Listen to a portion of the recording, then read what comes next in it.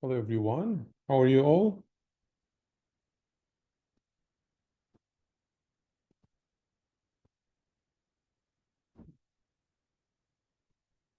Welcome to First Aid AMC MCQ free 2-week session. And tonight is your last session of these free classes, right? So I hope you enjoyed our sessions throughout these 2 weeks. We tried our best to give you an idea that how we take our sessions, how many classes you can get, and also you get to know our mentors as well.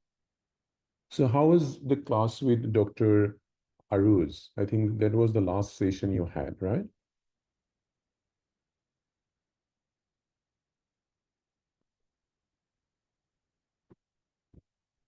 Yeah.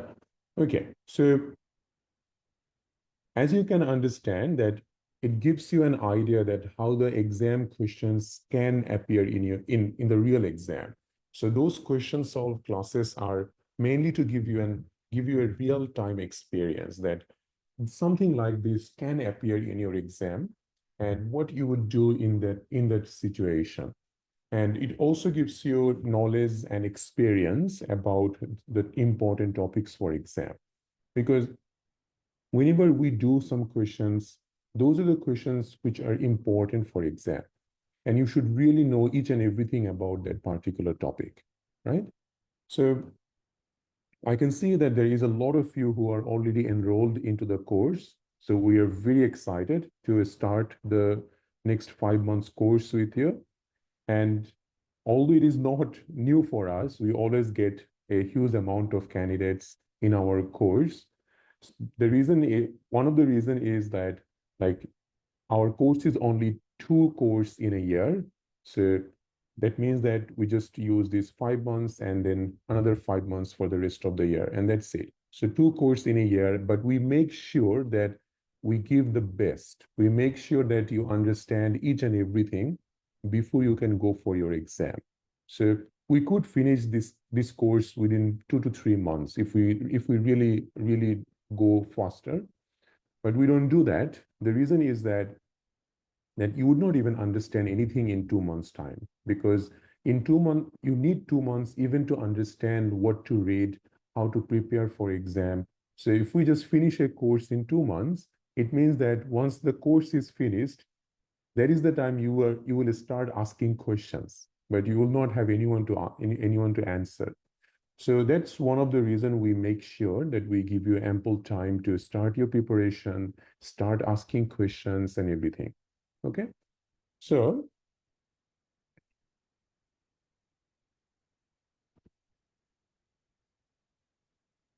the yes, the regular class routine will be given to you by tonight or tomorrow. So very important session is coming up on 30th of this month. So I'm sure you have seen that there is the AMC pathway or career guideline session. We offer it free to everyone, but you will see that how much knowledge you would acquire from that session. So if you can, definitely join the session. Those sessions are not given in YouTube, nor we give it as a live stream on Facebook. So make sure that come and join the class on Zoom on that class. Okay. All right. So we have finished cardiology. And with cardiology, you have learned most of the theories that you need, except the ECG and the palpitation chapter, which we will cover in the course. But even with what we have done, we should be able to solve some questions based on cardiology. But there will be some questions related to palpitation or ECG. So we will discuss that. But don't worry, we will discuss those topics in detail. Okay, moving on. No, you don't have any class tomorrow.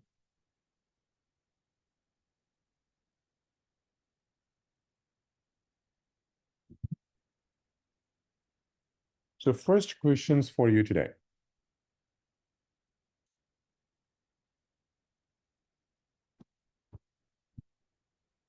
A 17-year-old male was running a race and suddenly collapses on the floor. Luckily, someone was there and performed CPR as patient did not have a palpable pulse and resuscitated him. So it's a 17-year-old male running a race, suddenly collapsed, which means syncope. So he needed a CPR. Upon arrival to the ED, it is revealed that his father also died at the age of 28. He is alert, asymptomatic, ECG, nothing else. He is anxious to go home. What would you do next? Send him home and arrange an outpatient consult with a cardiologist. Send him home, admit, refer to the cardiologist consultant, out, excuse me, outpatient echo or stress echo. So what do you do next?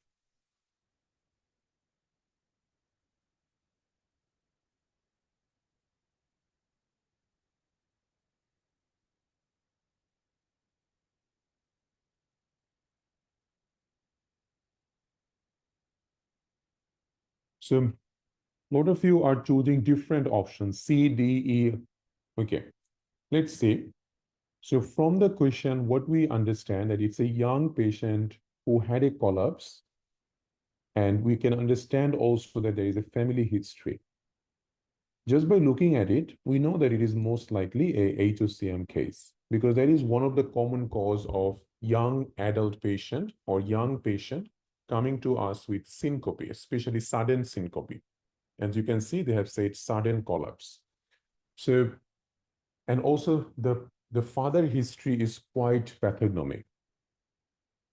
Now, you have done the ECG, and ECG was not giving us anything. So can we send him home? No, definitely not, because you need to make sure that this patient is stable enough to go home.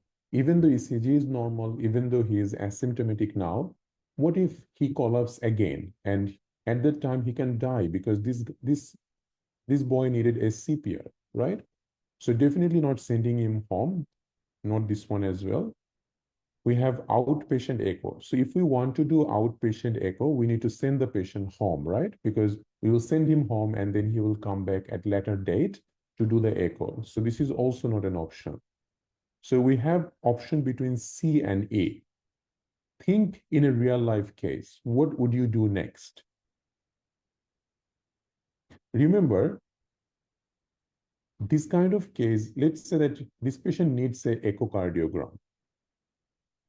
You would not be able to arrange an echocardiogram without a cardiologist consultation. Most of the time, because this is most likely cardiac problem, for something like that, you need to admit this guy, and also you need a cardiologist to come and review him. And cardiologist will decide the next step. So the next step, before a stress echo, it will be just a simple resting echo. If resting echo is abnormal, then we might do a stress echo. So the option in here is this one. So admit and refer to the cardiologist team. Okay, good. Have a look at this one. A young athlete presents with a history of sudden syncope and dyspnea. ECG shows left ventricular hypertrophy, and also patient's father had a sudden death at young age. What will be the initial treatment? So this is the same case, right? So it is also HOCM, but they're asking about the treatment.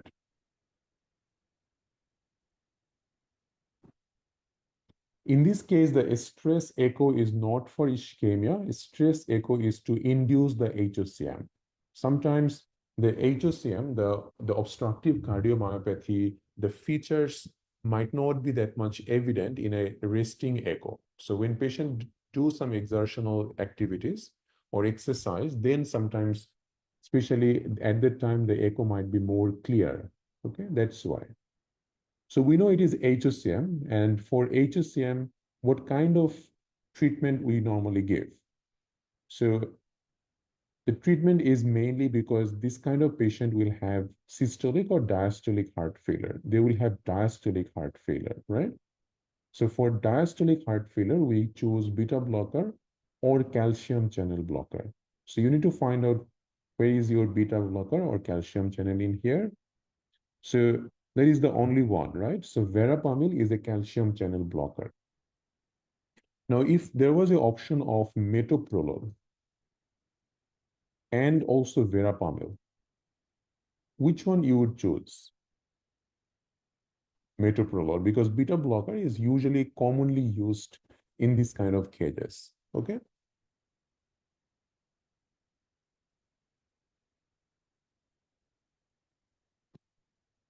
So because we discussed this thing in our theory class, I'm not going into too much detail. So you all know about this case. A young girl, 15-year-old, collapsed at exercise. Her, sorry, her father had HOCM. After ECG and echo, you found no abnormality. What will be your next step?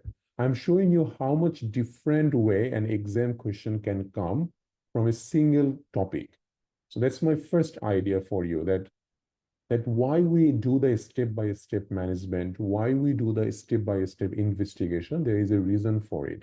Because exam questions can be anything. So in this case, they said you have done a ECG and echo, but nothing, but still you think that it is HOCM. So yes, we are going to do a stress echo for this patient. Very good. Have a look at this question. 9-year-old was running and playing football, suddenly collapsed. Upon arrival to the ED, it is revealed that his father died at the age of 28.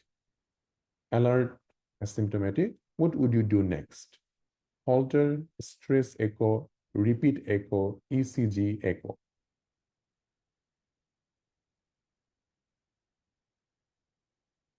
Yes, very good. So most of you are right. It is ECG, right?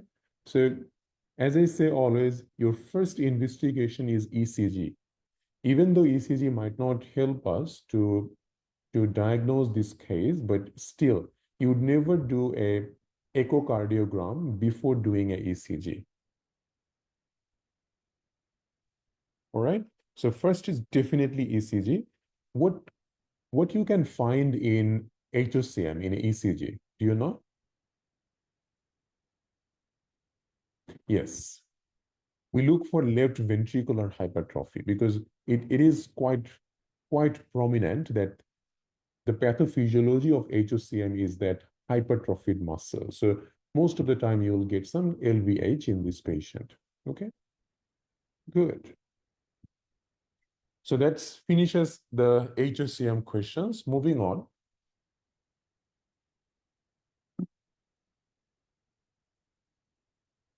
A 16-year-old male who presents with ejection murmur in second left intercostal space. Which of the following is likely to be the diagnosis? Now, we haven't discussed the ASD, VSD because this will be discussed in pediatric cardiology. But if you remember our explanation of cardiac pathophysiology, you will understand this question.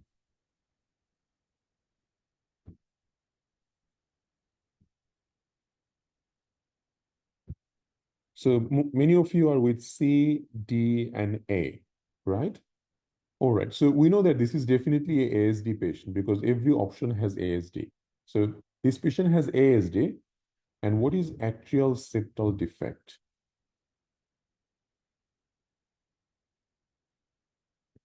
So this is the left atrium, that's the right atrium. And when there is a ASD, there is a septal defect. So blood can flow from one atrium to another. Because the left side has higher pressure, blood usually will start to flow to this direction, right? So when blood flows more and more to the right heart or right atrium,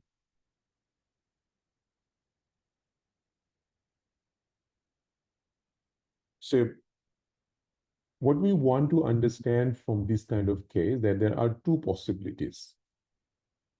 One possibility is that when blood flows more and more to the right atrium, more blood will go to the right ventricle, and then more and more blood will go to the pulmonary artery as well. And this patient can end up getting a pulmonary hypertension. Now, that's not like very commonly that this will just happen like that. The other possibility is that sometimes what happens in few patients that initially there will be more and more blood going from this side to this side because of high pressure here. At some point, because more blood will come on this side, there will be high pressure in this right atrium. And sometimes this can be alternate like this. So sometimes without doing the left to right shunt, the shunt can be reversed. And when shunt reverses, the blood can flow from right atrium to left atrium. Okay? So sometimes that can also happen, and that can end up causing more and more pressure on the lungs, and then pulmonary artery can get hypertension as well. But most importantly, what I want you to understand that, yes, that's the Eisenmenger phenomenon. So the most easiest explanation for this kind of thing is that because more and more blood is coming from left side to right side, that blood will end up going to the right ventricle, and right ventricle, more and more blood will go to the pulmonary artery, increasing the pressure in the pulmonary artery. So whatever it is, ASD can be complicated with pulmonary hypertension, very common complication. Now, let's say I say that this is the diagnosis. Why not any other? There is a reason. Many of you are talking about aortic stenosis. Do you remember where is the site of aortic stenosis? Like, is it right or left side? Right side. But you have got it in here, it's the left second. So that's how we can rule this out, because aortic murmur, especially aortic stenosis murmur, is best heard in the right second intercostal space. Okay? Why not mitral stenosis? Mitral stenosis gives mid-diastolic murmur. And not only that, it is best heard in the left fifth intercostal space. So this is also not the possible answer. How about aortic regurgitation? Aortic regurgitation is best heard in the left fourth intercostal space along the sternal edge. Okay? And aortic regurgitation murmur is early diastolic murmur. So that's why I'm saying that, like, remembering those murmurs can really help in exam, because then you see that how we easily can exclude the other options. Even if you just follow the exclusion approach, like you did not know how ASD causes pulmonary hypertension, but you knew that what are the murmurs of aortic stenosis, mitral stenosis, and aortic regurgitation, you could come to the diagnosis. Okay? So many times when we don't know the answer or we are not sure, we do this exclusion approach. That means we exclude the unlikely possibilities and then we come to the right diagnosis. Aortic stenosis is on the right second intercostal space.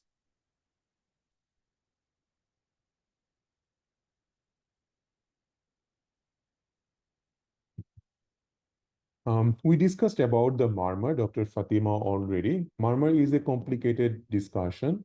I would appreciate if you can go into our previous recordings if you have missed that class, because today's class is mainly about solving questions. If we waste 15 minutes by discussing the murmur again, you will just waste that time. You will not get more questions, okay?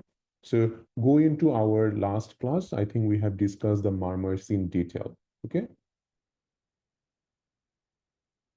Mitral, it's best heard in the left fifth intercostal space.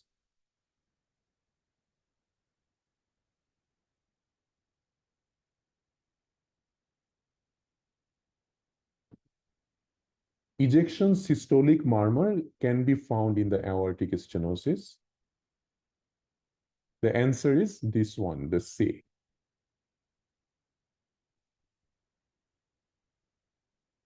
Okay, moving on. So we don't need to discuss the VSD, ASD at the moment. Yes, ejection murmur is usually systolic because there is no diastolic ejection murmur.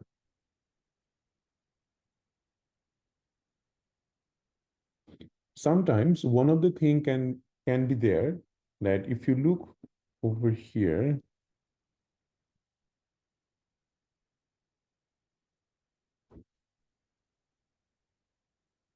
so this is the med bullets where we discussed about various murmurs as well, and you can also go into the atrial septal defect from med bullet.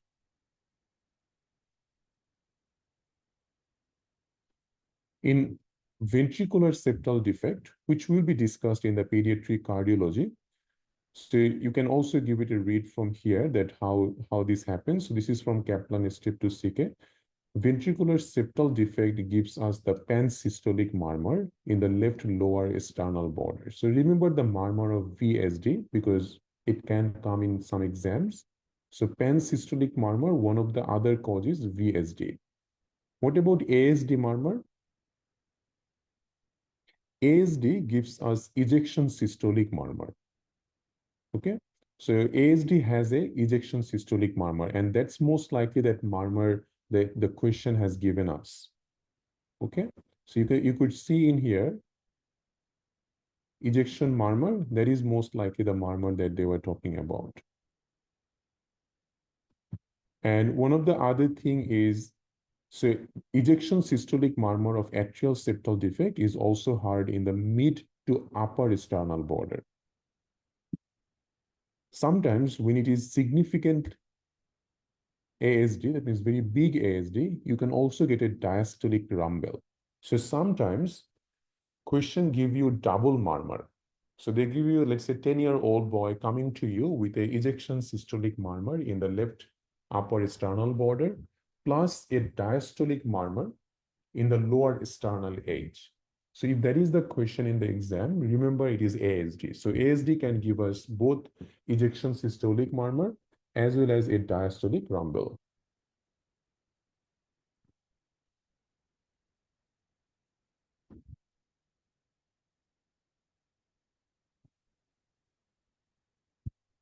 Okay, moving on to the next one.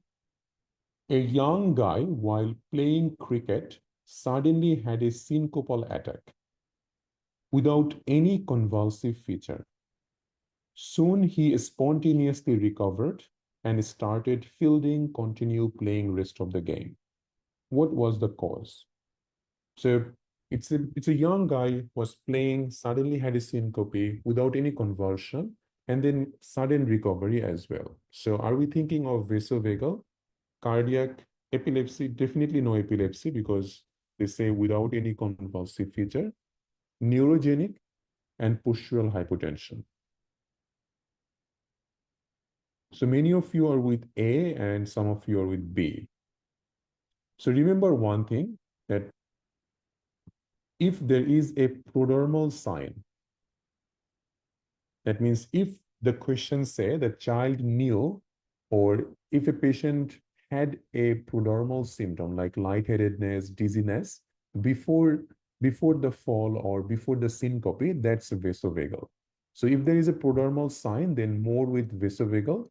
If no prodromal sign and recover immediately within second, more with cardiogenic. Okay, so cardiogenic patient drops suddenly, regain consciousness in second. Neurogenic patient also can fall suddenly, but the consciousness can come back in minutes. Metabolic patient goes suddenly, but comes back gradually. Although they say that one of the neurogenic is vasovagal, but we keep vasovagal as vasovagal is a bit different and it has its own way of presentation. So vasovagal always will have a prodromal symptom. It will never be sudden. Okay, so I will give you some example and you can easily remember. Vasovagal syncope will be someone, let's say someone was standing or a running a running a marathon, and suddenly he started to feel lightheaded, dizziness, and also excessively sweaty, trembling. And then after a few seconds, he had a fall. And he might lose consciousness and he will come back or regain consciousness. and he will gradually regain consciousness. So this is gradual syncope and gradual regain of consciousness. That's the vasovagal. Whereas cardiogenic will be mainly sudden loss of consciousness and then spontaneous recovery without any kind of confusion or drowsiness. Okay? Neurogenic syncope can happen suddenly, but so they can fall suddenly without any prodromal symptom, but their consciousness regain will be a little bit more prolonged. Okay? Does it make sense?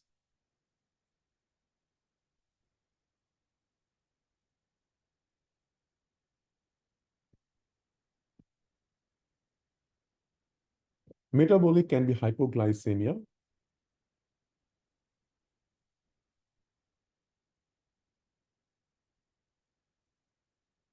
Okay, a 45-year-old presented to the emergency department with left-sided chest pain, radiating, radiating to the left arm and jaw. So it's a 45-year-old male presented to the ED with left-sided chest pain, radiating to left arm and jaw.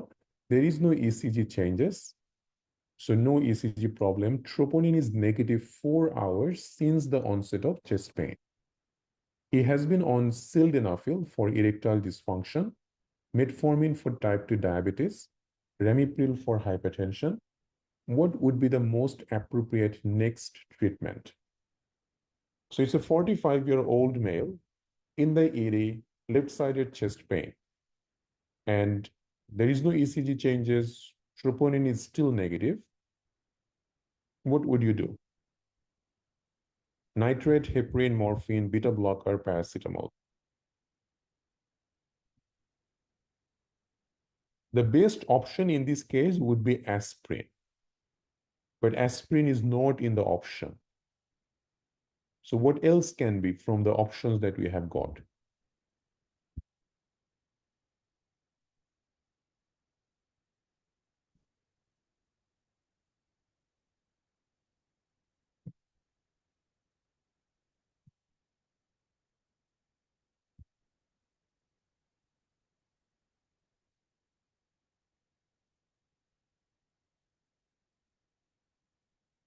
Now, one of the important thing to remember that just because at the moment is still troponin and ECG is not showing anything, we can't rule out the possibility of a non-ST elevated MI yet.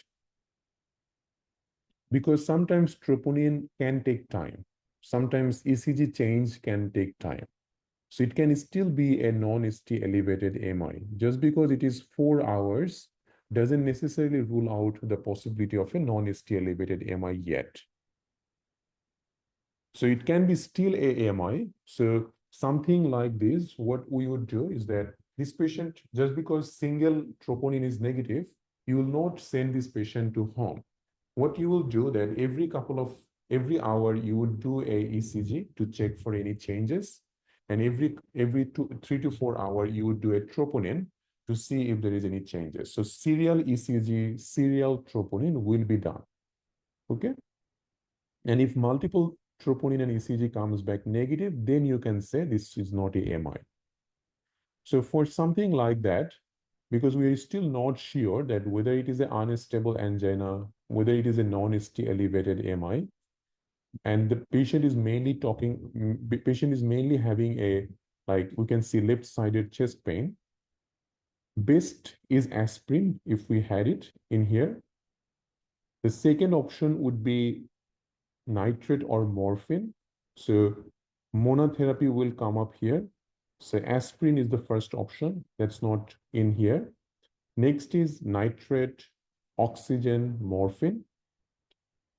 In this case, even though that we don't know that whether it is a non-ST elevated MI, whether it is a unstable angina, and they are asking the next treatment, best to do is to give him the morphine, as at least to offer him some painkiller. How about nitrate? Can we give nitrate to this guy? Why not? Yes. So because he's on sildenafil, at least 24 hours of taking the sildenafil, we can't give nitrate because it can cause significant hypotension. So definitely not nitrate for this patient. Beta blocker, paracetamol has nothing to do. Between B and C, it is a tricky thing to say that whether we would give him heparin or morphine as the next step. But for exam purpose, I would still choose morphine in this patient first. And heparin will be given once we know that what is the diagnosis. Is it a non-ST elevated AMI or is it a unstable angina? For unstable angina, heparin is not needed. But if it is a non-ST elevated AMI, then yes, heparin will be needed. So just because in here they have given us the troponin value, and we know that we still can't be sure whether it is a unstable angina or non-ST elevated AMI, we will keep the heparin withhold yet until we know the exact diagnosis. Morphine will be the first thing in this case, given that we don't have any aspirin and the pain relief will come handy in this patient. Okay. So in exam, if they give you the value of, if they give you something like this, where you know that there is no troponin raise, there is no ECG changes, but patient still has chest pain, you can't say it is a stable angina. So it is either a unstable angina or non-ST elevated AMI. And we can't say ST elevation because ECG is normal. So we are between unstable and non-ST elevated AMI. Patient will go for serial ECG and troponin. And if anytime we see that troponin is raised, then yes, it is a non-ST elevated AMI. We will start heparin for that patient. But before that, our first choice should be morphine according to these options. Okay. Morphine is first line. So in case of acute coronary syndrome, after aspirin, if we really need to choose something, then we can choose morphine over nitrate. So if we are choosing between nitrate and morphine, morphine will come first. Yes, if aspirin is there, that is always the first option. Heparin is for non-ST elevated AMI.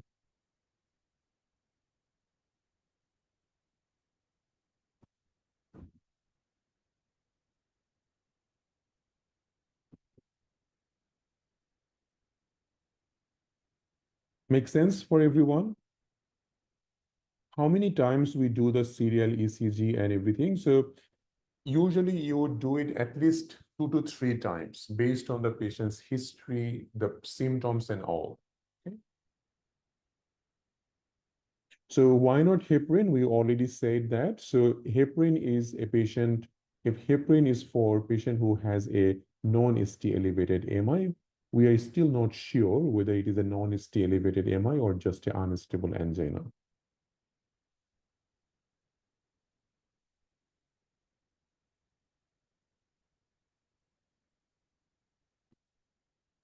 Dr. Sinthana could not understand the question. So why is morphine comes to first as Mona rather than, can you explain it again? What did you mean?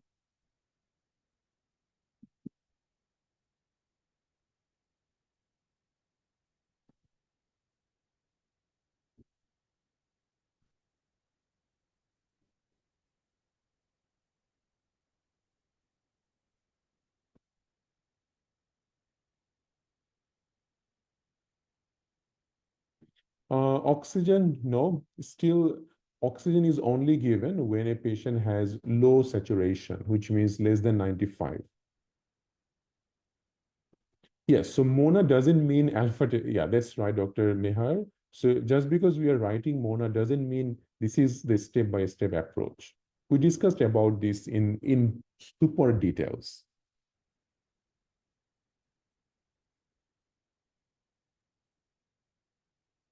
Okay, so it's not about how we have written Mona, it's about aspirin because aspirin is the lifesaver.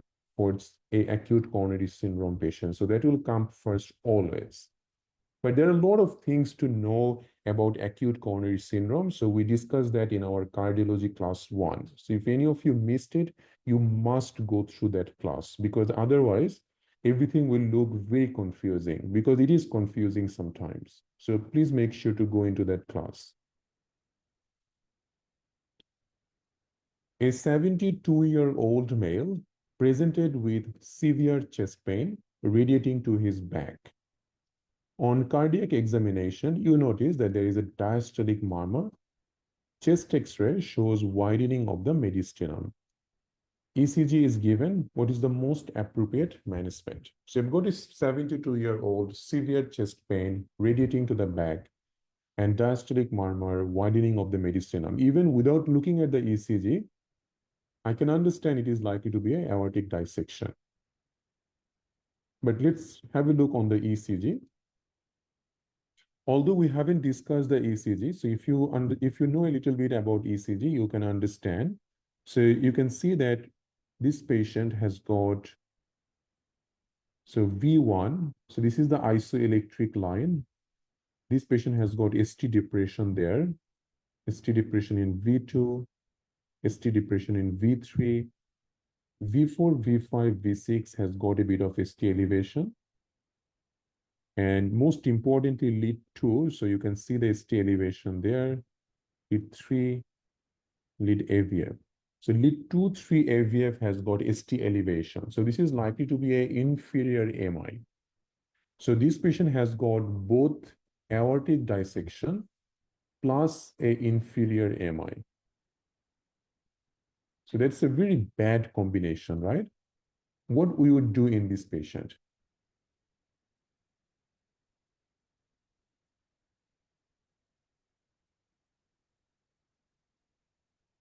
So we want to start the patient with altiplase, which is a thrombolytics, because patient has ST elevated MI. Give aspirin and intravenous morphine.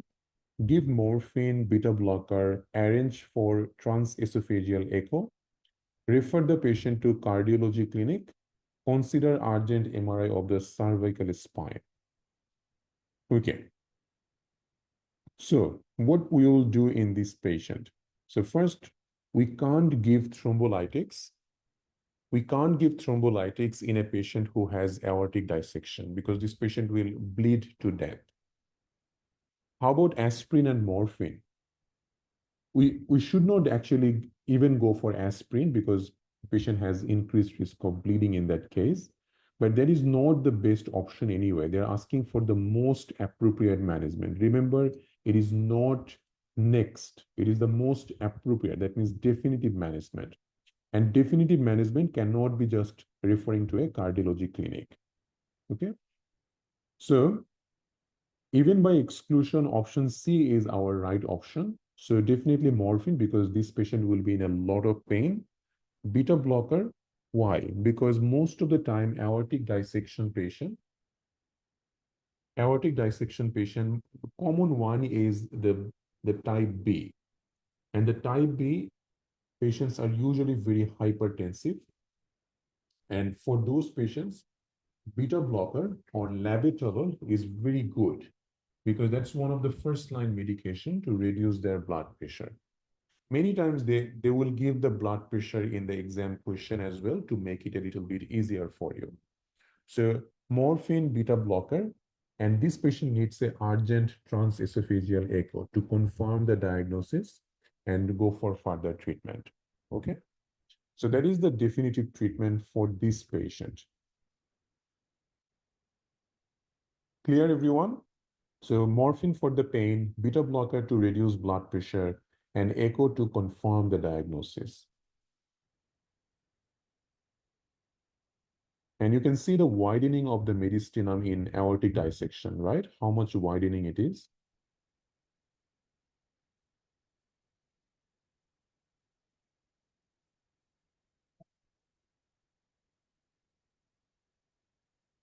If initial, we could just give him morphine as an initial approach. But we should not even go for aspirin for that patient. Just morphine is fine. elderly man with multiple falls during the day, especially in the morning after waking up. So it's an elderly man having multiple fall, especially in the morning after waking up. ECG found left ventricular hypertrophy, multiple ventricular ectopics. Orthostatic hypotension was also noted. Orthostatic hypotension and postural hypotension is same. How we will investigate him further? Repeated measure of blood pressure in supine and prone position, 24-hour ECG Holter, serum electrolyte. Let's say we add another option.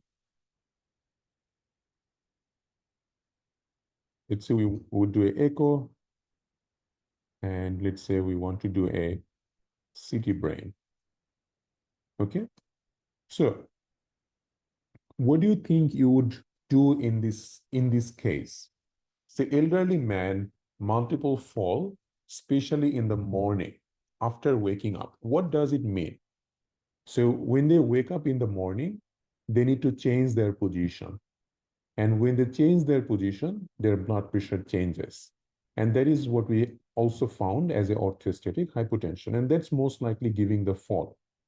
But just because we found one thing doesn't necessarily mean that there might not be anything else.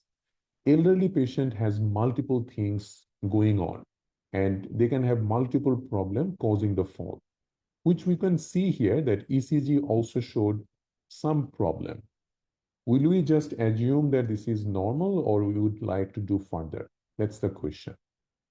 So first thing is repeated measurement of blood pressure in supine and prone. How do you feel about this question, this option? No, because supine and prone is still lying position, right? You're not changing the position. So this is not a right option to choose at all. But we could definitely choose an option if they say repeated measurement of blood pressure in sitting and standing position. If they have given that option here, that will be our next thing to do.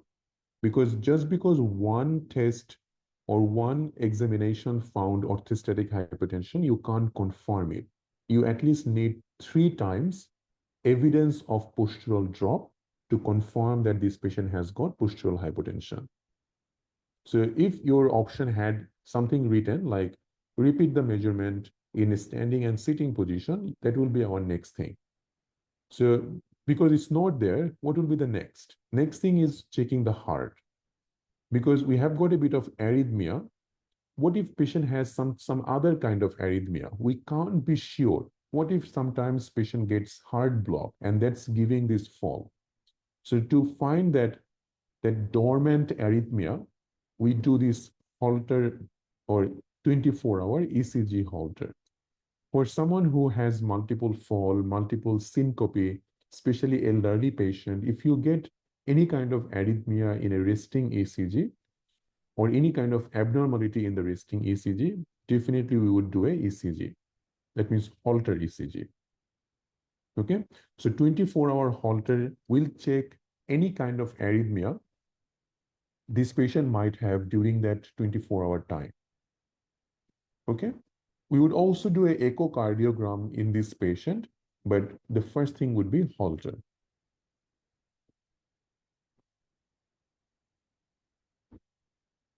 And most of you are right, so that's good. Moving on.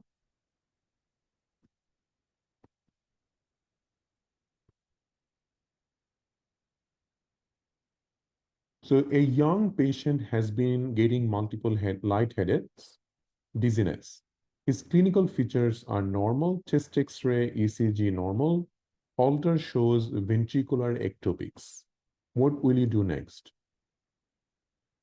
So we did not discuss the palpitation chapter, and this is actually from that palpitation chapter. So do you want to reassure exercise tolerance test, dobutamine echo, or plain echo? Let me discuss this and then we will come back. It's a bit tricky. So this is from palpitation chapter in John Murtagh. So ectopic ventricular complex, or commonly known as PVC, premature ventricular complex, 90% cases it is asymptomatic. 20% people with normal heart can get this. So symptoms usually occur at rest, in bed at night. Some of the drugs like digoxin can cause this. Look for evidence of ischemic heart disease, mitral valve prolapse, especially in women, pyrotoxicosis, and ventricular failure. Now, this is the important thing. If patient is symptomatic, but otherwise well, with a normal chest X-ray and ECG, reassure the patient. So, because most of the time there is nothing you need to do about this. If patient is symptomatic, like symptomatic means they feel they have this lightheadedness, dizziness, they can even have palpitations. So if patient is symptomatic, but otherwise everything else is fine, they have a normal ECG and normal chest X-ray, we can reassure the patient that there is nothing we need to do. If we want to give a medication, especially when patient has a significant symptom, like patient has very troubling symptom, that dizziness, lightheadedness is causing a lot of problem, in that patient, we would offer them to start some medication, but we can't start medication without doing an echocardiogram. So you would get an echocardiogram first, refer the patient to a cardiologist, and cardiologist will start the patient with beta blocker. Okay, but for a young patient, very rarely we would start these medications. It's very unlikely. If it is an elderly patient having a significant dizziness, then yes, we could think of that. But otherwise, for a young patient, we would not go for this medication unless it is really bad. So this is a young patient. Sorry, multiple lightheadedness, dizziness, but clinically normal, chest X-ray, ECG normal. What would you do? Just reassure this patient. We don't need to do anything for this patient because everything else looks normal. And if question explicitly mention that the dizziness, lightheadedness is causing a significant problem, or patient wants to try a medication to get help, something like that, then you would arrange a echo, and then you can send the patient to a cardiologist for a beta blocker. All right?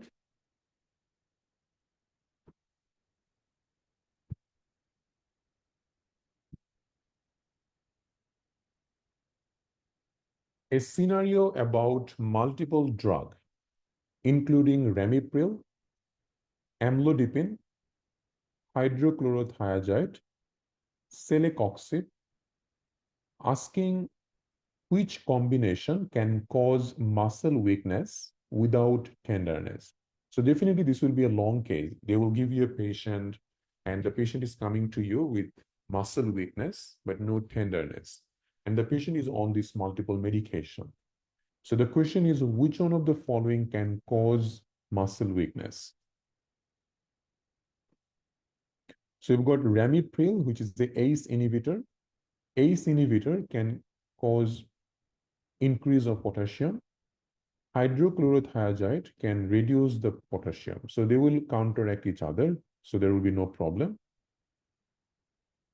Celecoxib is a NSAID that can sometimes increase the potassium, but hydrochlorothiazide reduce the potassium.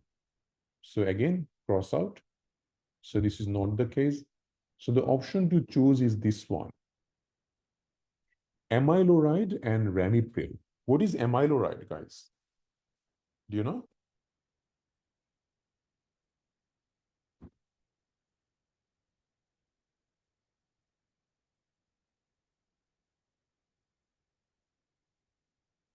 Yeah, potassium is sparing diuretic. That's right. Very good. So it increases potassium in the blood. And ramipril is a ACE inhibitor that also increases potassium in the blood. So both of them can cause hyperkalemia. And I'm sure you have learned that hypo and hyperkalemia both can cause muscle weakness in a patient. So it is either hypo or hyperkalemia. Any of those can cause muscle weakness in a patient. Okay, so most likely this combination is causing the muscle weakness because of hyperkalemia. So see that these are the questions. So questions can be tricky in the exam, and common medication, the side effect, you should know about it because there are lots of questions from pharmacology that you will see in your exam. So pharmacology is not a part of the exam topics or subjects, but there are lots of questions. But they will not ask you like questions about something which is normally we don't use, something which is commonly used, like all of this medication, ramipril, hydrochlorothiazide, potassium sparing diuretic. These are commonly used medication. So you should know about their common side effect.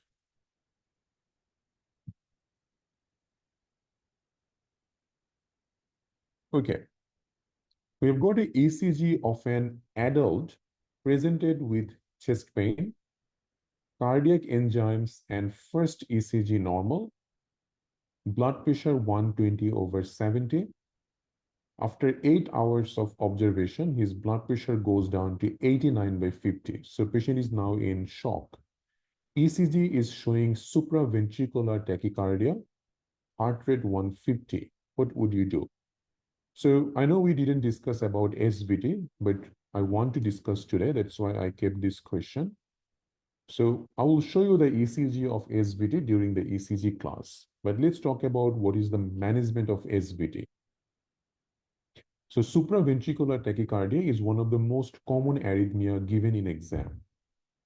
So when we get a SVT patient, definitely their main symptom will be palpitation, lightheadedness, dizziness, shortness of breath, like that. When they're talking about the management, first thing we look at whether this patient is unstable or stable. And how do you know whether they are stable or unstable? We look at their blood pressure. If blood pressure less than 90/60, if a patient has got confusion or altered mental status, if a patient has got severe chest pain or shortness of breath, these are the unstable patient. But mainly we look at this. So our patient has got 89/850. So this is an unstable patient. For unstable patient, the treatment is DC cardioversion. That means you shock the patient. DC cardioversion has another name called synchronized cardioversion. How about stable SVT? For stable SVT, we can try conservative treatment first, which will be vagal nerve stimulation. And vagal nerve stimulation can be done in many ways. So we can do a Valsalva maneuver. We can do immersion of the face in a cold water.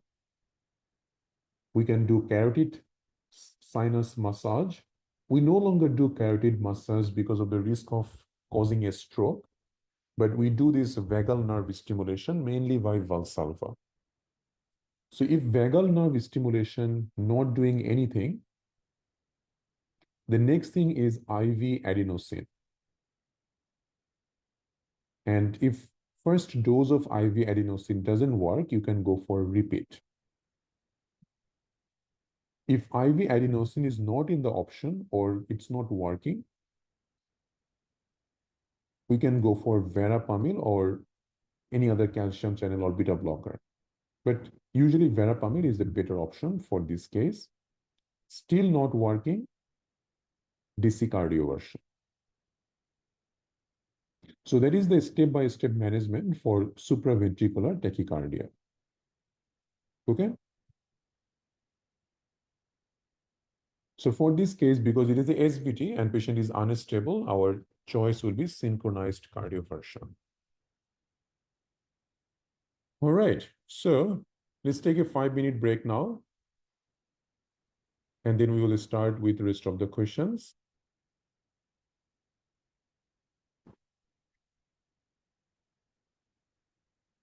Yeah, so we choose verapamil a little bit like it's according to your John Mottag that verapamil is used a little bit more than beta blocker in SVT. But in real life scenario, we use a beta blocker in these patients also if needed. But most of the time, adenosine is strong enough to, to help this patient.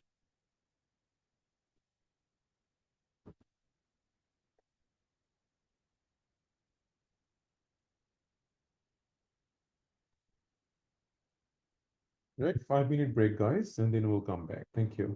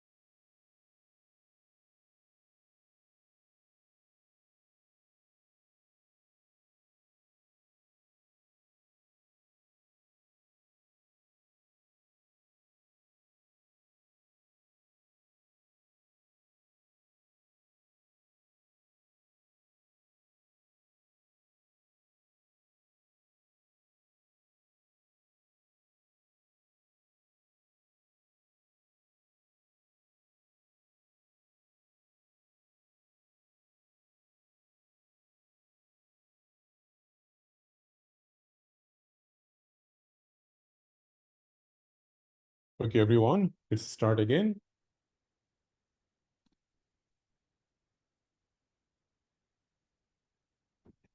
Okay, some of your questions, let's answer them first. So if you subscribed for the course today, then first thing is that you need to create an account in our student portal. So if you go to the site and just create an account there, then you'll see that like we will get a notification, but we want you to just let us know that you have created an account, and then it can take at least a week to get the full access of the website. Okay, so as soon as you create an account, just let us know.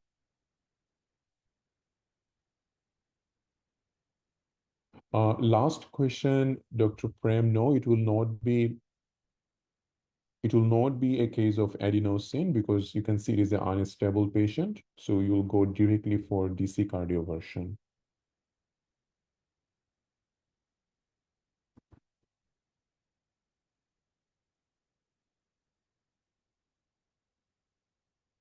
Yes, there might be live classes in these 7 days, but we will also add you to our course group in the Facebook where you will be able to get the class detail. So you'll not miss them. Okay, so if you are not added to the Facebook course group, definitely send me a message in my messenger. We will add you there.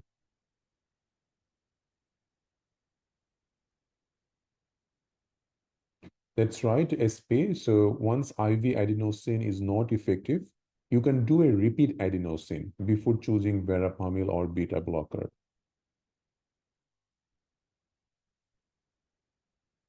Okay, moving on. So this is a tricky question. You've got a patient, let's say 50-year-old patient. Patient is on digoxin, bisoprolol, thiazide, long-term history of hypertension and congestive heart failure, and AF. Patient stopped taking any medication for the last 3 weeks while on vacations. Now patient presents with edema up to his knees and a raised JVP of 4 centimeter, but with clear chest sound, which is a very important thing to notice.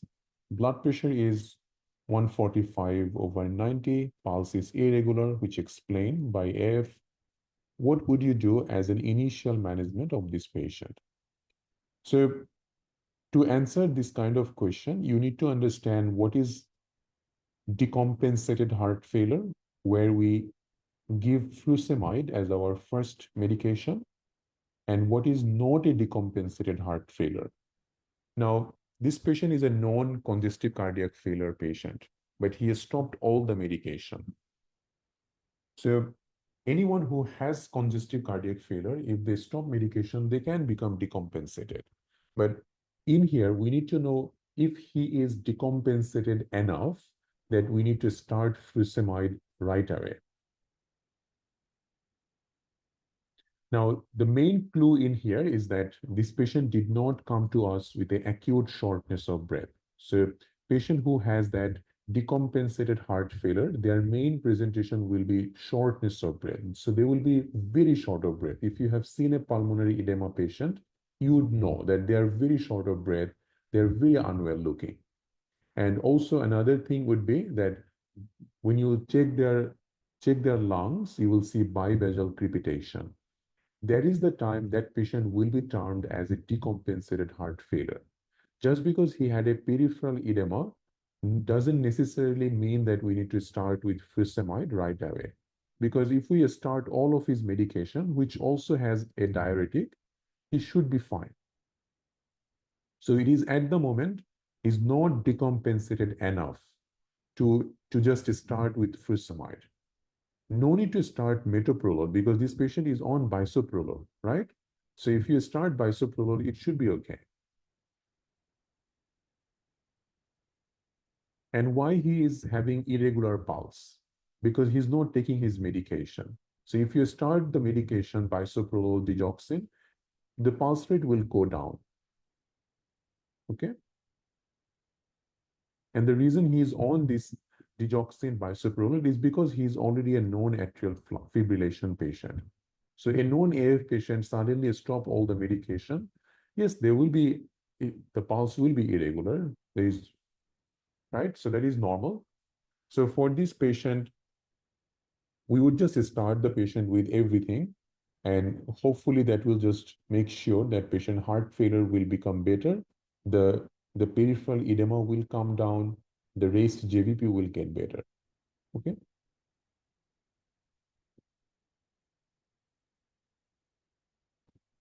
Clear, everyone?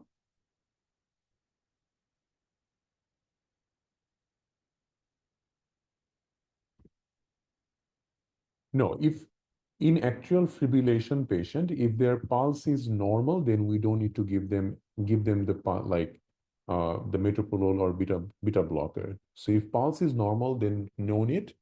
But many times, if just one reading of pulse is not strong enough, so most of the patient who has atrial fibrillation, they will be on a medication, especially beta blocker. And at some point, their pulse will be better, but still we will continue this. It's just because it helps to make sure that they don't end up being an atrial fibrillation patient again.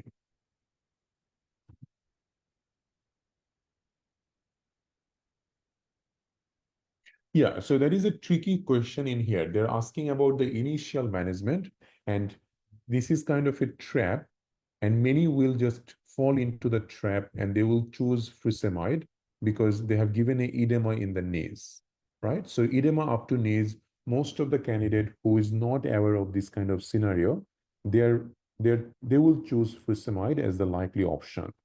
But things to remember in this kind of question is that this is a patient who had a AF, CCF already, but he has stopped medication. And and then definitely he will get worse. And as long as he's not a decompensated heart failure patient, we don't need to start furosemide in that patient. Okay. The same question also come in exam where they say that the patient is having shortness of breath with bibasal crepitation. So the same scenario, but they just change this thing, and then our answer will be furosemide.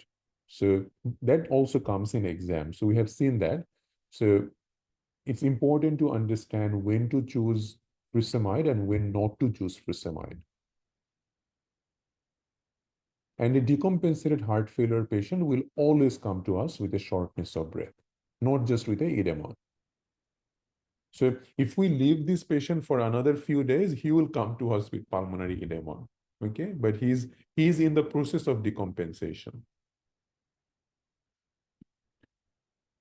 Next question. So you've got a patient, let's say 60-year-old male, ECG showing AIM spike in all leads. So this is likely that someone who has given the exam and they just explained about this.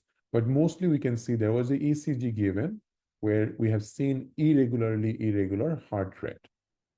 And that's more than enough for us to know that it is most likely AF, that means fibrillation or flutter. Heart rate is 150, that also goes with AF. Patient has hypertension and blood pressure is 150/90. Patient is taking only atorvastatin, no chest pain. What will be your next management?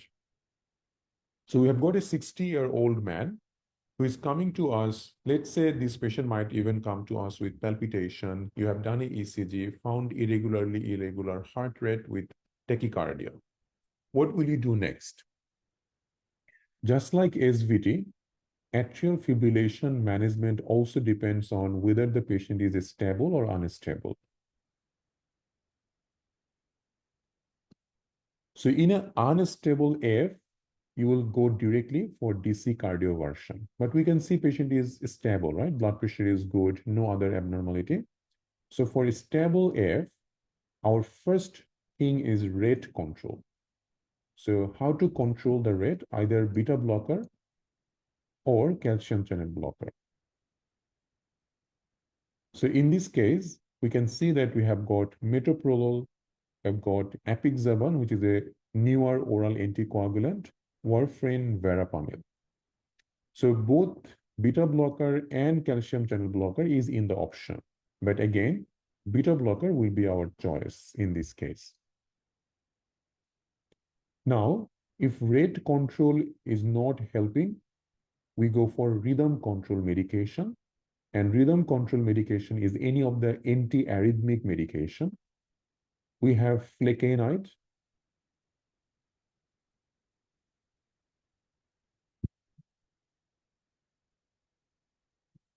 So flecainide, and then we have sotalol. And if still not getting better, we have amiodarone. So normally before trying amiodarone, we will choose flecainide or sotalol first, because amiodarone is like it has a lot of side effect. So flecainide or sotalol or amiodarone. If it's still not getting better, then we can go for DC-cardio version. So that's for a stable patient. Rate control, rhythm control, and then DC-cardio version if needed. Okay? So that's a stable AF management. Now, one of the other thing to remember, AF management is not finished until you find out whether this patient will require any anticoagulants. So we do this CHATS-VASc score. And in the CHATS-VASc score, we look at few things. If it is a male patient and the CHATS-VASc score is more than equal to 2, then that patient will need an anticoagulant. If it is a female patient and CHATS-VASc score more than equal to 3, she will also need an anticoagulant. What kind of anticoagulant? Nowadays, we no longer choose warfarin. Warfarin is very rarely used nowadays, especially for AF management. It's not used. Nowadays, we use the DOACs. That means the newer oral anticoagulant or direct oral anticoagulant. So we have got the DOACs, and DOAC mainly we have this apixaban, we have rivaroxaban, we have dabigatran. So any of these DOACs will be the choice if the patient fulfills the criteria of CHATS-VASc score. So you need to memorize what this CHATS-VASc score means. We will show you in the palpitation class, but definitely CHATS-VASc score you need to memorize how to score it, and then sometimes exam will actually try to give you this kind of question whether you know like when to use this or not. Now, there are some other things. No, we don't use DOAC in a patient who has renal failure. So for renal failure patient, warfarin is still our choice. In the same way, if it is a atrial fibrillation patient and patient has a valvular heart disease, or patient has a mechanical prosthetic heart valve, like patient had a aortic valve replacement, for that patient, warfarin is still the choice. Okay, so warfarin is no longer needed unless this criteria is there. So if it is a renal failure patient, we would not go for DOAC. For a stage 1, stage 2 renal failure, we can still do it. We normally look at the creatinine clearance, and based on that, we choose it. But stage 3, 4, 5, we would not use the DOACs. So the main thing to remember, if CHATS-VASc score fulfills the criteria, then you would start the patient with DOACs, either apixaban, rivaroxaban, or dabigatran. What are the contraindication of DOACs? If a patient has significant renal failure, then we will choose warfarin. If a patient has prosthetic heart valve or valvular heart disease and have AF and fulfills the CHATS-VASc score, then we will go for warfarin.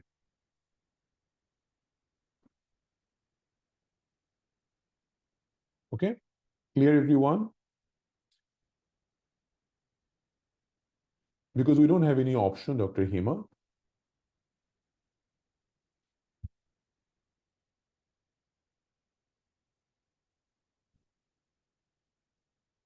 Why not verapamil? Verapamil can be used, but verapamil is not the best option because the beta blocker is much more stronger than verapamil to control the heart rate.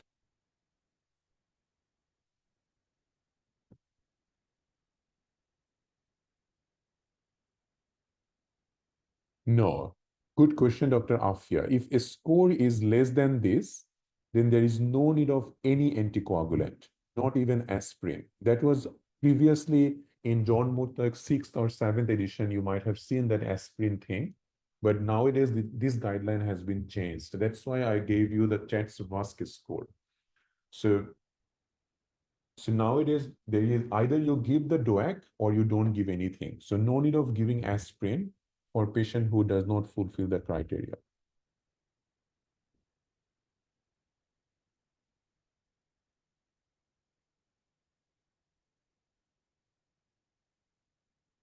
So first thing is treating the patient. So you will always treat the patient with beta blocker, make the patient stable, and then you go for this anticoagulant.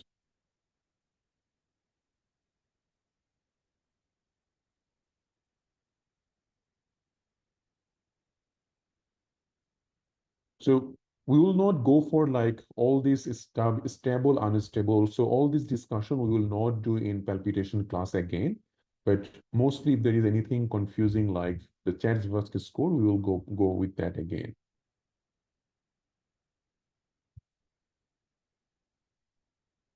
So nothing to be confused about aspirin. Aspirin is not in this at all. So you don't give aspirin as an anticoagulant in atrial fibrillation anymore. So there is no indication of aspirin. So forget about aspirin in AF.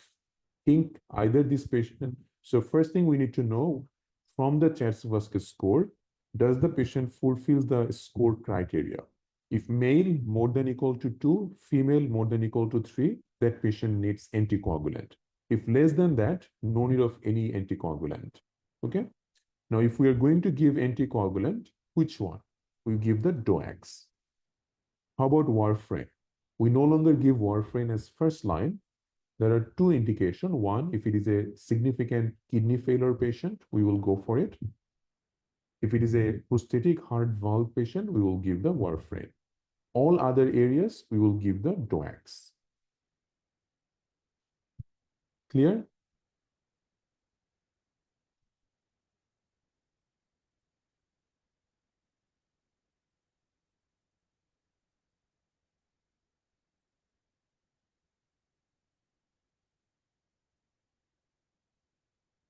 So if a patient needs DC cardioversion, then we have to ideally we give this anticoagulant 4 weeks before the DC anticoagulant, like for DC cardioversion. So there are lots of like more detailed management are there, which is not actually needed for your exam. So I'm not going into that much detail. So those are actually the cardiologists they do it. So a lot of time this is not the management of AF only. There are lots of variation of AF management, which is really not needed for your exam. M pattern is most likely bundle branch block. It is not about the effect of DOAC in prosthetic heart valve. It is more about warfarin is a very strong anticoagulant. And for someone who has prosthetic heart valve, it is something you have given from outside. Very high risk of having a clot there. And warfarin is the strongest one. That's why we use it. Okay. DOAC is not the strongest, but DOAC will do the job that you need. But it is not the best for prosthetic heart valve. Okay. The problem with warfarin, the patient needs daily INR monitoring, so daily blood test. It has lots of side effects, increased risk of bleeding. So that's why we have actually replaced warfarin nowadays with the DOAC. Okay.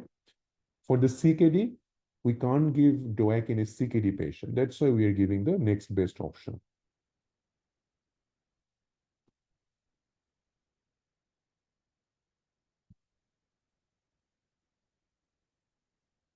Yes, it is a stable patient. Patient blood pressure is fine and everything. Let's move on, guys. We were stuck in this question forever. We will again discuss atrial fibrillation. So if there is any queries, any problem, ask me. A middle-aged man with a known hypertensive started feeling dizzy and he feels his heart is racing. It occurred after running. There was also a travel history a few days ago. He is on irbesartan hydrochlorothiazide and well controlled. No mention of diabetes. Blood pressure is normal, no postural change. Asking what is the most appropriate next investigation. Okay.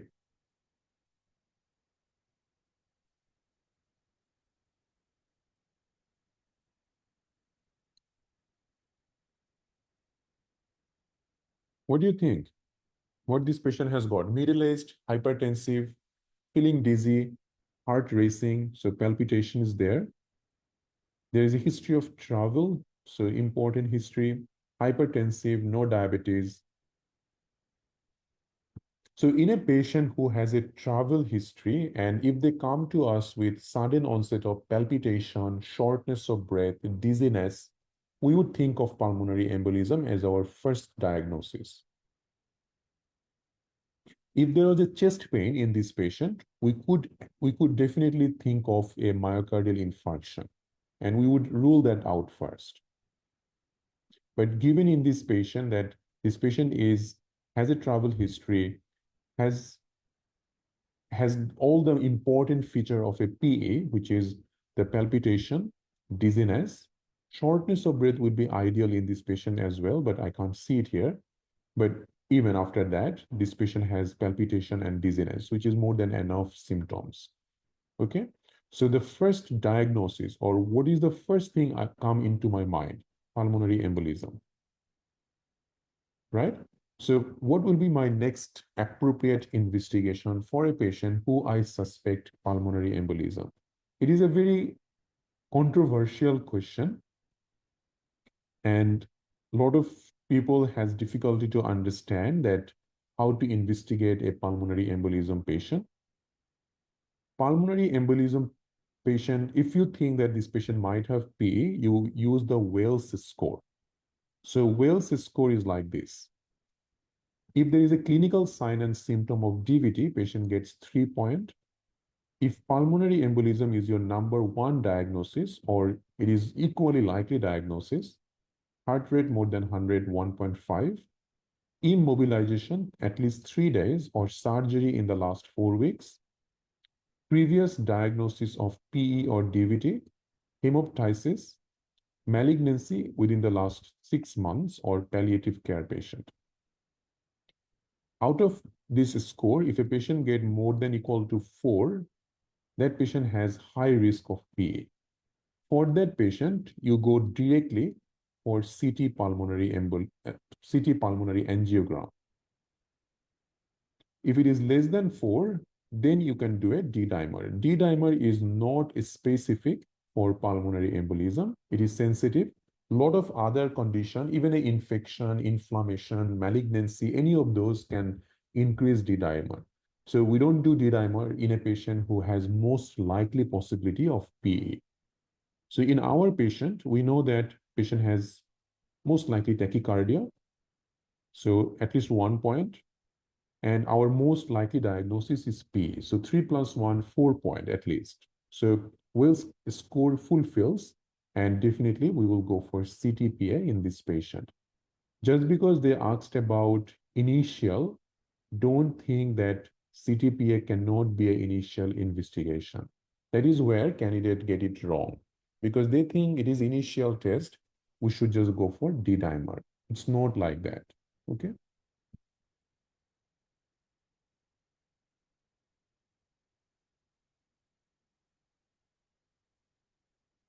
So how pulmonary embolism, Dr. Samir, yeah, travel history, you've got a patient who is having heart is racing, feeling dizzy, more than enough to think of PA.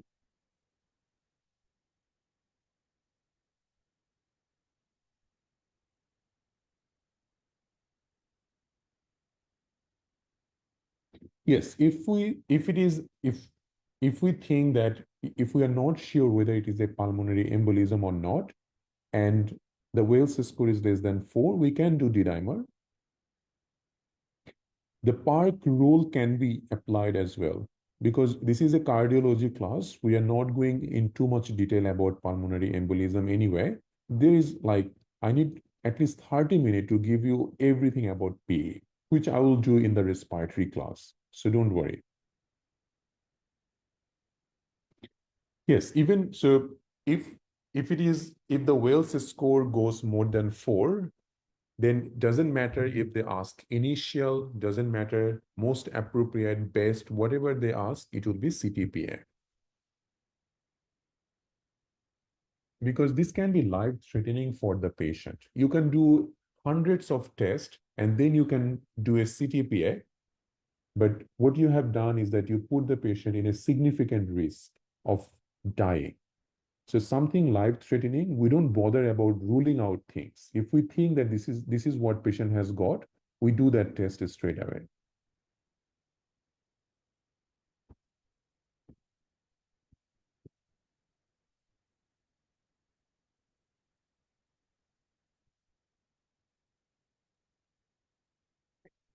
"60-year-old male, 10 years history of hypertension." So we will discuss those things later on, Dr. Lily. It's part of respiratory class. 60-year-old male, 10-year history of hypertension, feeling dizzy, lightheaded from this morning when he was doing exercise. Smoker, 20 per day, drinks 2 to 3 glasses of wine. Blood pressure 138/80 on sitting, 120 on lying. Currently on blood pressure medication and aspirin. Symptom lasted for about 2 hours. ECG was given as SVT. Heart rate was around 150. What is the likely cause of his presentation? So we have got a 60-year-old male, has a lot of risk factor, hypertension, patient is a smoker, right? And also we can see that patient has a symptom of dizziness, lightheadedness, and it was related to exertion. But ECG says it is just a SVT. So it is definitely not an ST elevated MI, that's for sure. But what it is it dehydration? Is it ischemic heart disease, hypertension, or alcoholic cardiomyopathy? It cannot be alcoholic cardiomyopathy. The reason is he's just drinking 2 to 3 glasses. And in Australia, the standard drink is patient can take 4 standard drink 5 days a night, 5 days a week, sorry. So they can actually have 4 standard drink. So 2 to 3 glasses of wine will not give cardiomyopathy. Hypertension, patient had hypertension for 10 years. So why now? Why the patient having all this problem at the moment? His blood pressure seems fine. So it's not the case. Well, we can think of dehydration because he was exercising, but in a 60-year-old male who has hypertension, exertional symptoms, smoker, will we just think that this is dehydration in a real life? Never. If it was a 20-year-old male doing exercise and then ended up getting dizzy, lightheaded, and we have found a SVT, we would think of dehydration in that patient. But for a 60-year-old male with lots of risk factor, this is likely to be a ischemic heart disease symptom. Even though there was no chest pain, still, we can't say this is just dehydration. Okay? So sometimes in exam, you will not get everything that you would like to see.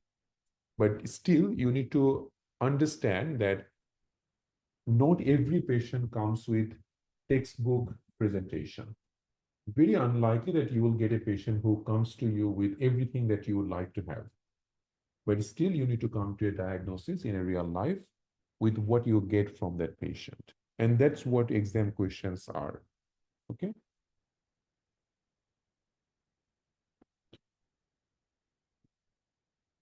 Aspirin. Yeah. So ASA is aspirin.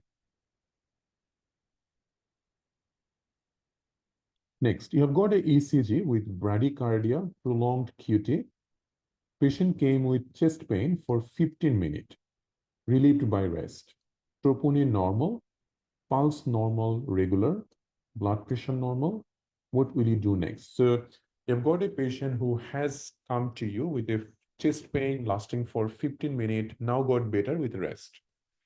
Troponin normal, but ECG has bradycardia and prolonged QT. Will you repeat the troponin, do a echo, coronary angiogram, repeat the ECG?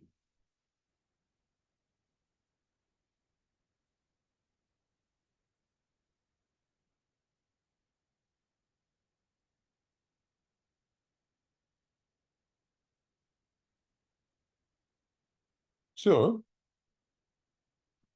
definitely, let's say this is a 50-year-old male. Now, even though, you know that normally stable angina pain should be better within 5 to 10 minutes. And they can last up to 15 minutes, but it's still 15 minutes is a bit longer than we expect. The problem is that the patient has some ECG changes as well.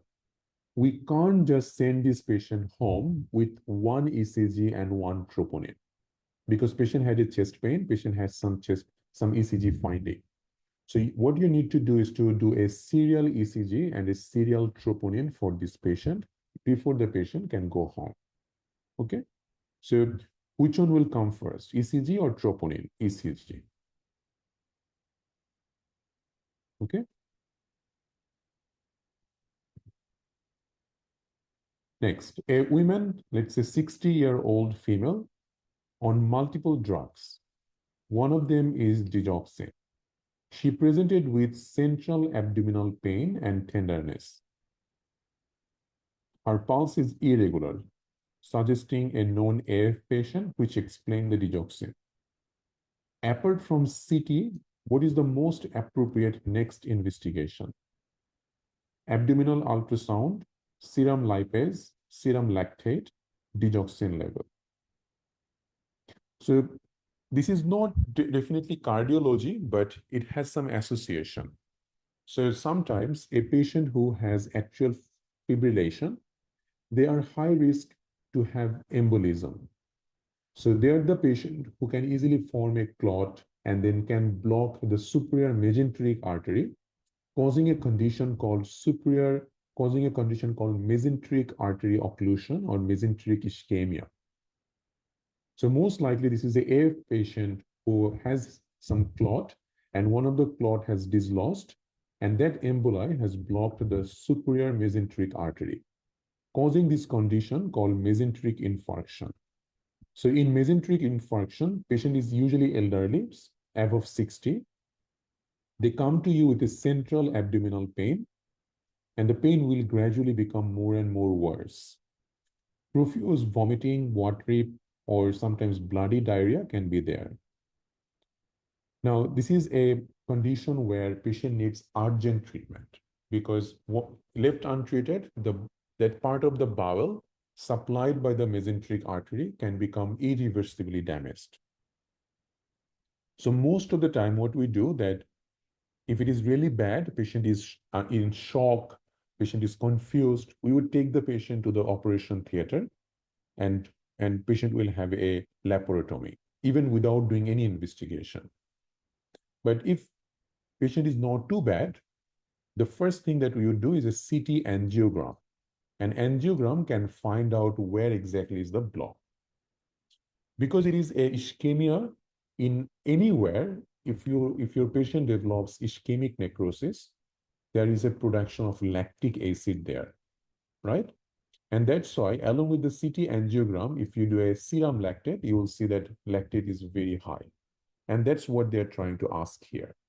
So apart from CT, what is the other investigation we would do? Serum lactate.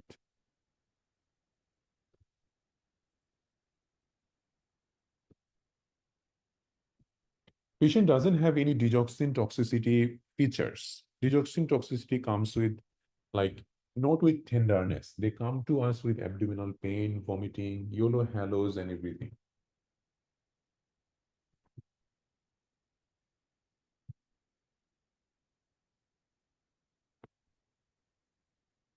And a lot of arrhythmias can be caused by digoxin, but AF is not very common because one of the treatment of AF is digoxin.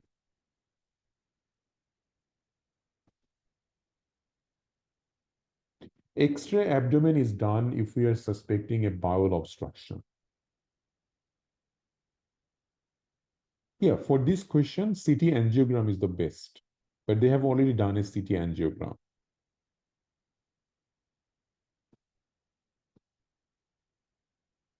That's why I'm saying, Dr. Harpi, that digoxin is not the cause of atrial fibrillation because we use digoxin sometimes to treat atrial fibrillation.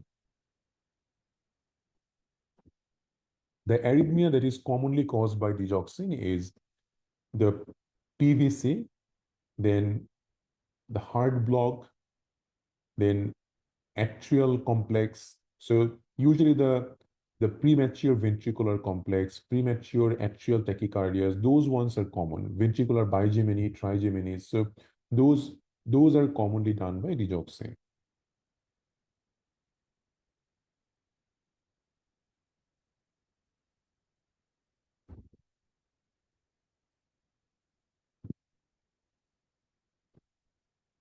Pulse is irregularly irregular. That's why. There is only one condition which causes irregular pulse, which is AF.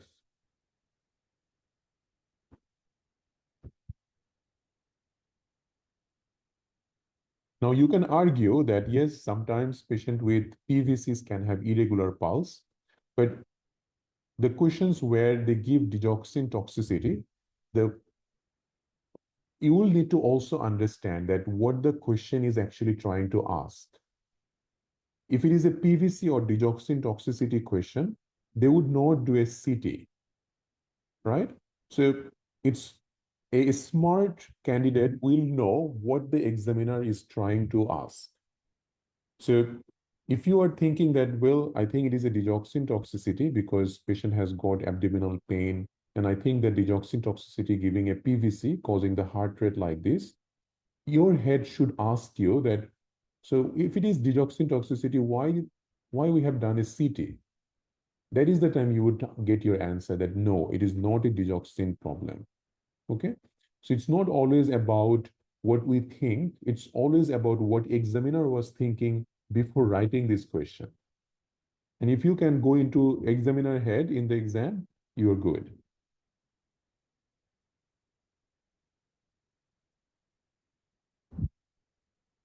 And if a patient has atrial fibrillation and heart failure, we can use digoxin, but before using digoxin, we use beta blocker first.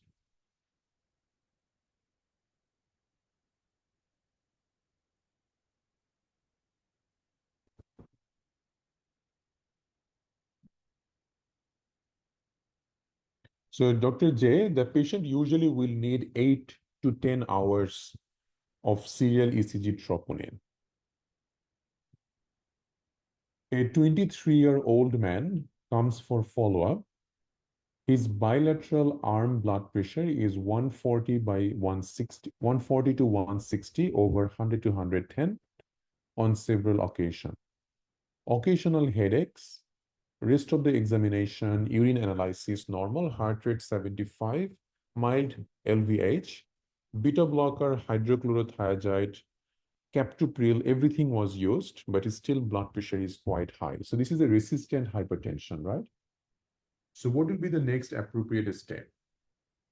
Remember, we were talking about that 95% cases, hypertension is essential hypertension. That means no cause. 5% cases might be a cause. And we only think of those secondary cause when we get a resistant hypertension, especially in a young patient like this.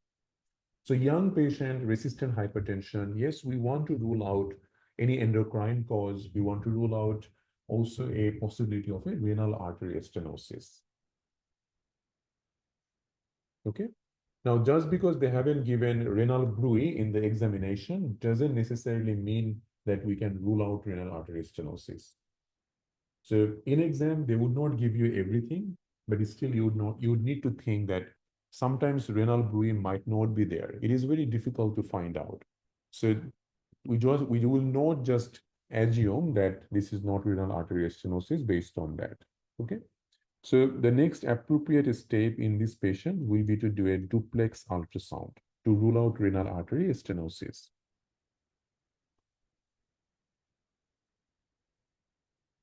Okay. So the question is asking about secondary hypertension or resistant hypertension. And our answer will be focused on that, nothing else.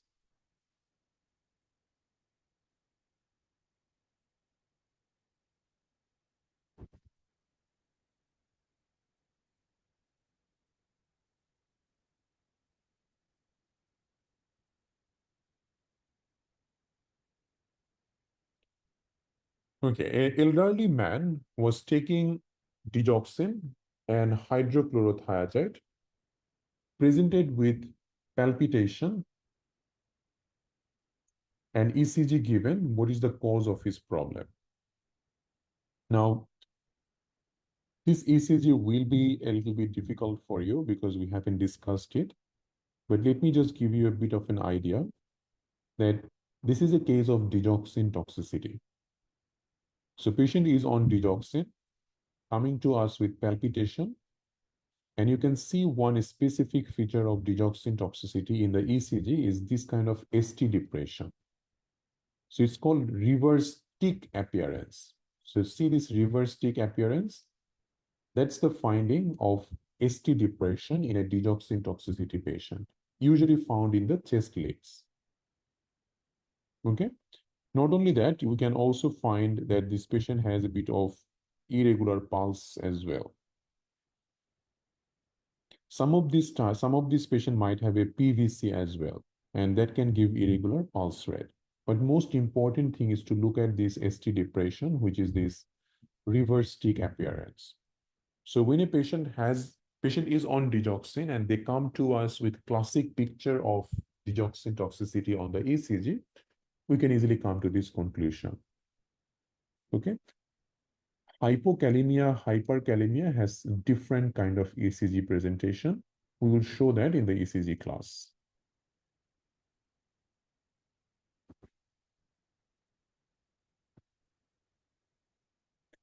Okay, this is the last question for tonight. Your patient is a 50-year-old male who is on many medication, including metoprolol, digoxin, furosemide. ECG was given, and patient is complaining nausea, vomiting, abdominal pain. Digoxin level is normal. So let's have a look at the ECG, and let's see what we have found in here. So again, it is difficult because we haven't discussed ECG in detail with you, but let's explain what we are getting in here. So this patient, first let's look at this long lead 2. So if you are aware that this is P wave, then we have got this QRS complex and T wave. So this is the P wave, this is the QRS, and this is T wave.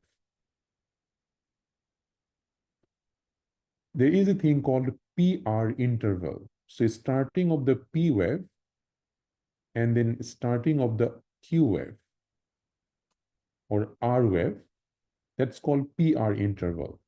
So starting of the P wave, starting of the R wave. In a normal person, PR interval is between 3 to 5 small square. Let's have a look how much is this patient. So if we see this is the starting of the P wave, this is the starting of the R. This patient almost has 5 small square and let's say 4. 5 plus 4, 9 small square at least.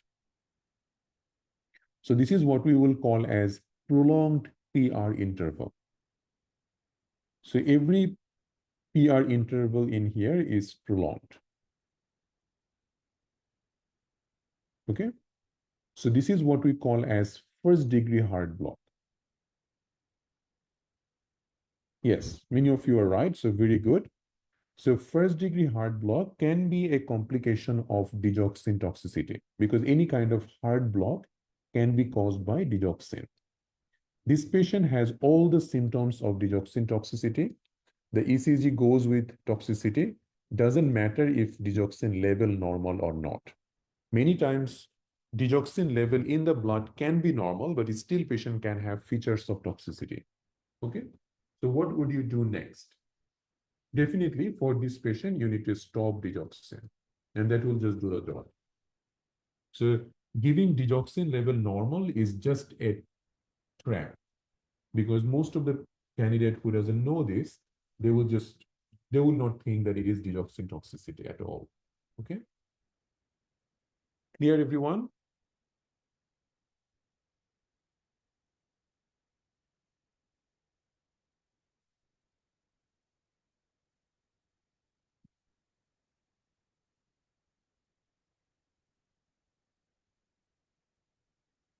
So PR interval, Dr. RK. So this is the P wave, starting of the P wave, and this is the starting of the R wave. That's your PR interval. And you can see that in a ECG, this is one large box. And in one large box, there are 5 small square. So in here, if we see this is 5 small square, there is 4 to 5 small square.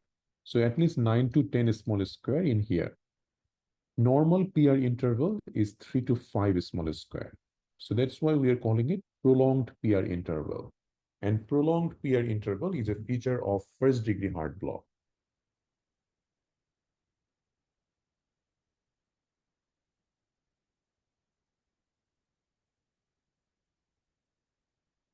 Dr. GJ, what do you mean by the alternate? What kind of alternate we are looking for? Oh, for digoxin, it depends on a lot of things, that why we have given digoxin to this patient, and whether we can offer any other medication. Most likely it is a AF patient for which digoxin was given. So we'll try some other medication for AF. Most probably we would go for some antiarrhythmic medication. Depends on a lot of things.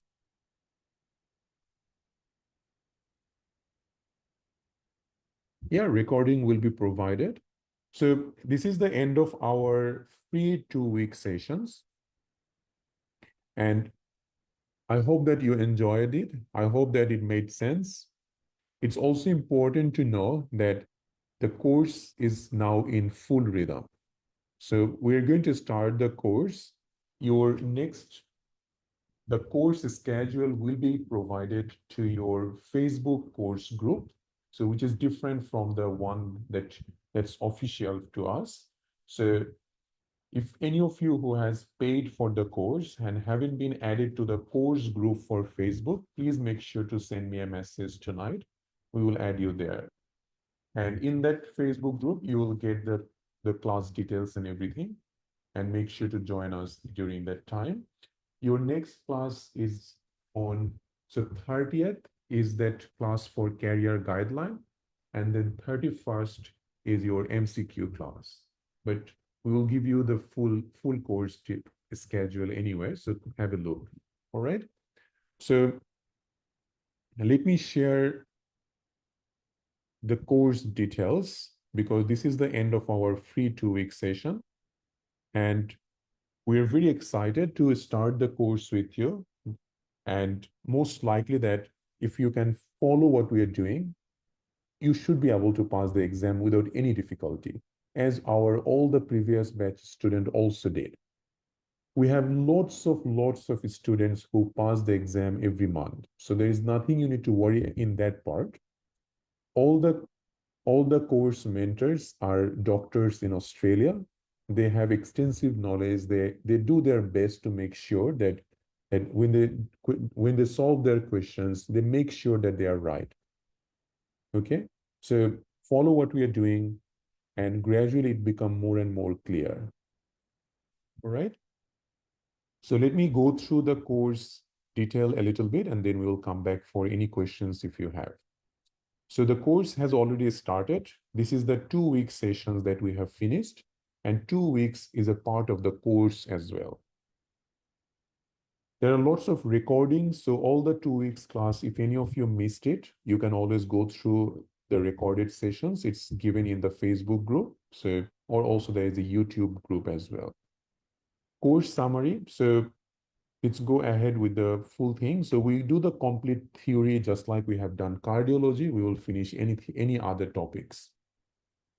We do the theory-based question solve like we have done cardiology today. And then you can, after you finish that theory, you can go to our portal and you can go for the practice test or mock test there. Like there is a cardiology mock test, which you can appear once you finish cardiology in full. We also have 5 years recent sample question discussion that's usually given as part of the course without any further payment. And we provide those recorded classes in the portal. But every week you get 1 or 2 recall classes or question solve classes where we discuss questions, random questions, and try to show you how to come to the exact diagnosis and answer in the exam. Remember, there is an idea in the market that if you just do recall, you will pass the exam. First trial class, I have told you that you would not be able to pass the exam by that because it's not about memorizing recalls. Recalls, yes, it will just give you an idea about the important topics, but a theory knowledge, if you have a basic knowledge on the important topics, that is the time you will be able to pass this exam. And you need a solid ground because you are going to start working in Australia, right? So there is no shortcut in here. And if you do shortcut in one place, there are somewhere you will get into problem, and those problem will be bigger problem. Okay, so the MCQ is actually building your knowledge, building your basic, and there is no bypass of this. And as you can see that when I discuss the theory with you, there will be nothing that I will not discuss with you, especially the important topics. Okay, and I will make sure that you understand it. We also do those. So there are lots of software mock exams available. So our mock exams are like a lot. So every month we add new mock exams and all. So there is a huge collection already there for you to appear. QBank extra classes will be there. Plus recordings are for extended for 10 months from the start of the course, but you get all other materials, mock exams until you pass the exam. We will provide all the notes and all the notes in soft copy. So you really don't need to buy any book. If you are good with soft copy, that's all that you need. If any of you who have got exam in the next 2 or 3 months, you can always go through our previous batch recorded session and you can finish the course in your own time. So a lot of candidates do that and they pass the exam within 2-3 months because they have a lot of time. They might be already have done 50 to 60% of their preparation and they came into our course. They just finished everything within 2-3 months and they passed the exam as well. So there are candidates who does that. And most of these candidates are who did course from other providers. They did not get full satisfaction and then they actually just did our course within a very short time and eventually passed the exam. Okay, so there are candidates like that. There are lots of candidates who do the course as a offline because the timing doesn't match. So in many countries at the moment you might be in your work, right? Because you are working in hospital. So if that is the case, we provide the recorded classes and you can definitely go through the recorded class and that will be equally important for you if you do that. If any of you is still there who hasn't joined but you want to join the course, please make sure that don't wait. I have made sure that I will take a 2 weeks gap in between to start the orientation class for this batch. So make sure that you join the course within this 2 weeks time. Okay. So that is actually, we will close the admission in 2 weeks time. This is the email where you can send us an email for any invoice if you need, or if you have any queries. Because our admin team is at a strain because both MCQ clinical and pesky course has started at the same time. So I would appreciate if you do not take it personally if you don't get our reply in 1 or 2 days.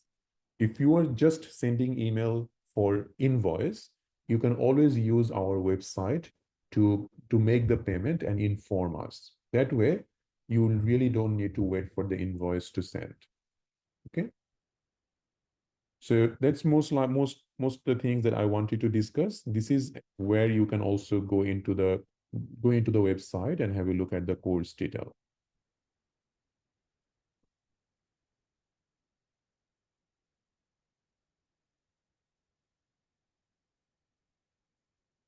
So I do the theory-based question solve.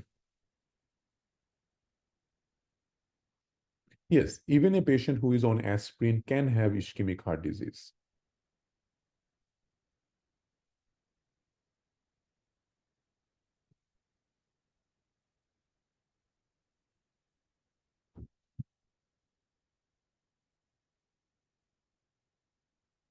That's right, Dr. Mia. How many classes in a week? 3 class. That's always, sometimes 4.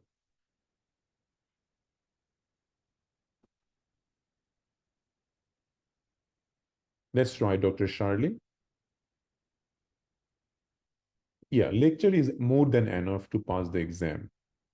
PDF of this lecture is available in the portal already. So Dr. Farhad, the course that we are taking, this is an extensive course which include both theory and question solve. There is no separate course.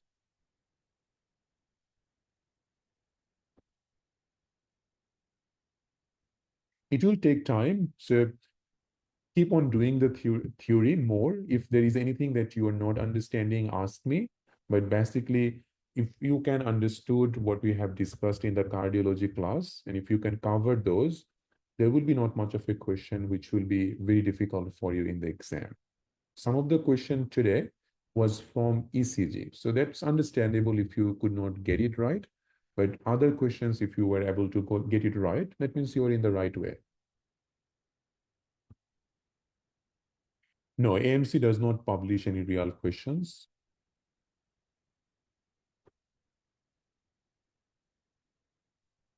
And it is only one device, Dr. Hima.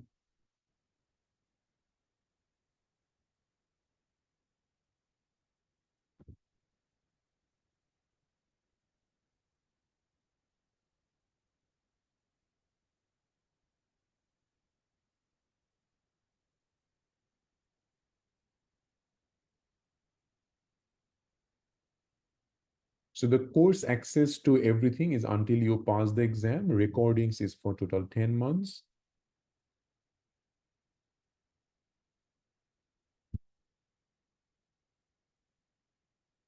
Yes, so we have surgery classes as well.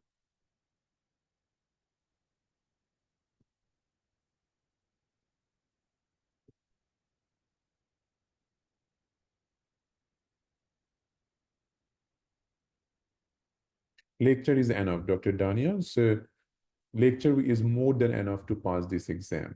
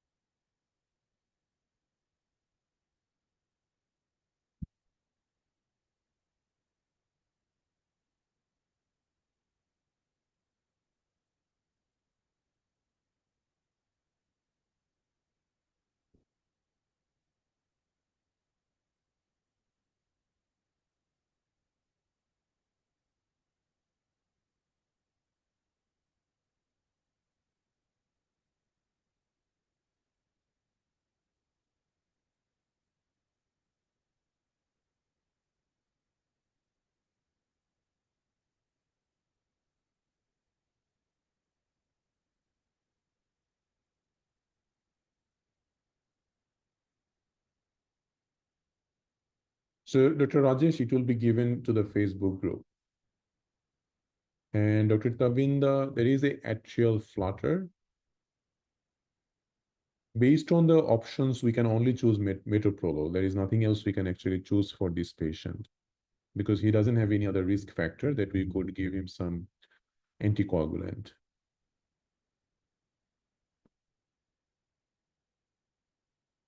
So it's unusual kind of questions because ideally these patients would have some palpitations.